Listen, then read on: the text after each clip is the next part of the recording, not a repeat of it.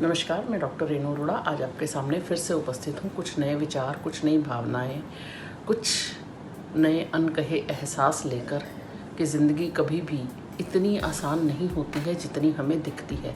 तो आज मेरा जो टॉपिक है वो ये है कि हम अपनी जो है वाणी जो है, ज़बान जो है वो कैसे रखनी चाहिए, कितनी रखनी चाहिए, क्यों बोलना चाहिए और कैसा बोलना चाहिए। तो कई बार हम दूसरे व्यक्ति से किस लिए दूर हो जाते हैं कि जब वो हमारे साथ बड़ा बुरा बोलता है और हमें उसका समझ में नहीं आता। तो एक पहले तो ज़िंदगी में एक मूल मंत्र ले लीजिए, रोज़ बांटें, रोज़ बढ़ाएं। रोज़ बांटें, रोज़ बढ़ाएं, एक मुस्कुराहट, दूसरी दुआएं। तो ये दो चीज़ें आपको ज़िंदगी में निरंतर इनके ऊपर काम भी करना है, इनको बढ़ाना भी है। और जब हम ये दो चीज़ें अपनी ज़िंदगी में बढ़ाना शुरू करेंगे तो हमारी जो ज़बान है वो ऑटोमेटिक मीठी होती चली जाएगी। क्योंकि जिसको रोज़ मुस्कुराहटें बांटने की आदत है, जिसको रोज़ दुआएं बांटने की आदत है, वो कड़वा बोल ही नहीं सकता। तो पहले तो हम जो किसी को बता रहे हैं, पहले हमें वो चेंजेस, वो चीज़ें अपने अंदर बदलनी है, तभी हम दूसरों से एक्सपेक्ट कर सकते हैं कि वो हमारे लिए अच्छा बोलेंगे। तो हमें शुरुआत आप अपने आप से करनी है कि हम अच्छा बोलें। अच्छा बोलने से जब हम बोलें अच्छा, तो चेहरे पे स्माइल हो, जब चेहरे पे स्माइल होगी तो हम दूसरे लोगों को अच्छी दुआएं, अच्छी बातें कह पाएंगे। और ज़िंदगी में जितना हम एंजॉय का ग्राफ बढ़ाएंगे, हमारी एंजियोग्राफी उतनी ठीक आएगी। इस बात को नोट कर लीजिएगा। कई बार ज़िंदगी में बड़े बड़े लोग मिल जाते हैं जो बड़ी कड़वी बातें बोलते हैं, और कई बार हमारे मुंह से दूसरों के लिए बड़ी कड़वे शब्द बोल देते हैं। और या फिर कई बार हमारे जो लोग हैं, हमारे साथ हमारी ज़िंदगी में जुड़े होते हैं, कई बार घर में ही ऐसे होते हैं कि उनकी ज़ुबान कड़वी ऐसी होती है। और यदि ऐसा हो तो हम लोग रोज़ रोज़ वो कड़वी चीज़ें सुनकर परेशान होते हैं।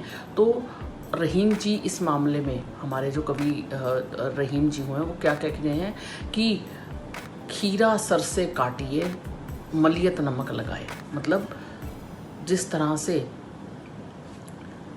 खीरे को, उसकी कड़वाहट को दूर करने के लिए नमक लगाकर काटा जाता है, उसी तरह से जो व्यक्ति आपके साथ कड़वा बोलता है उसके साथ भी ऐसा ही व्यवहार हो।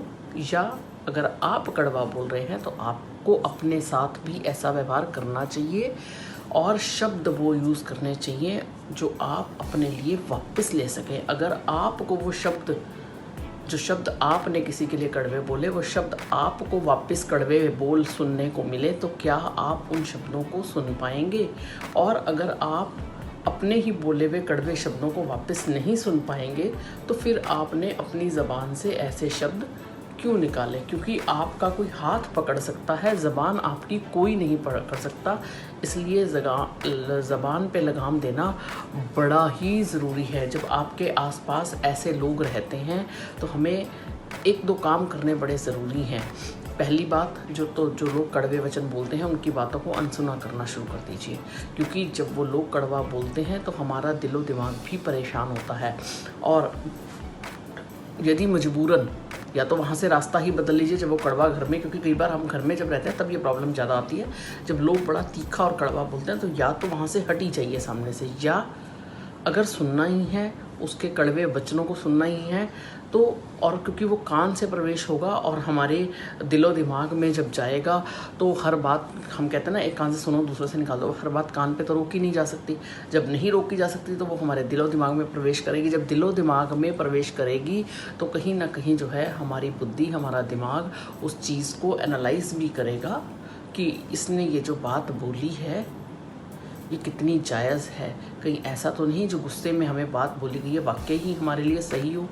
तो हमें हर बात पे रिएक्ट नहीं करना। अगर कोई कड़वे बोल रहा है उसका एनालिसिस करना भी आना चाहिए कि वाकई कहीं मेरे सिस्टम में या मेरे अपने उसमें ये इतने कुछ ऐसा तो नहीं है, कोई कमी तो नहीं है जिसकी वजह से ये मुझे कड़वे बोल या कड़वे वचन सुनाए चले जा रहे हैं। तो हमें उनको भी देखना है, क्योंकि कई बार सही बात, कहीं भी सही बात भी कड़वी लगती है। तो हमें अपने आप को, उस चीज़ को जो है वो देखना है, क्या करना है, कैसे करना है, और स्थिति का एनालिसिस करना है। और दूसरी बात, अगर आपको लगता है कि ये व्यक्ति जानबूझकर कड़वे वचन बोल रहा है तो अपनी आत्मा को एक आवाज़ दें कि शांत रहे और इसकी आत्मा को भी शांत करें, कि इसकी ज़बान से कल को कड़वे शब्द निकलने बंद हो जाएं। और दूसरी बात, अगर हम कड़वे शब्द हमारे मुंह से निकलते हैं तो हमें खुद के लिए ये प्रे करनी चाहिए कि हम जब भी बोले बड़ा मीठा बोले, क्योंकि जो तलवार का घाव है वो आपका भर जाएगा, जो वाणी से निकले हुए शब्दों का घाव है वो ताउम्र लोगों के दिलो दिमाग पे ऐसा असर छोड़ता है। आप जितना फिर उनके लिए मर्ज़ी अच्छा कर लीजिए, वो ना कभी ज़िंदगी से निकलता है और ना कभी निकलेगा।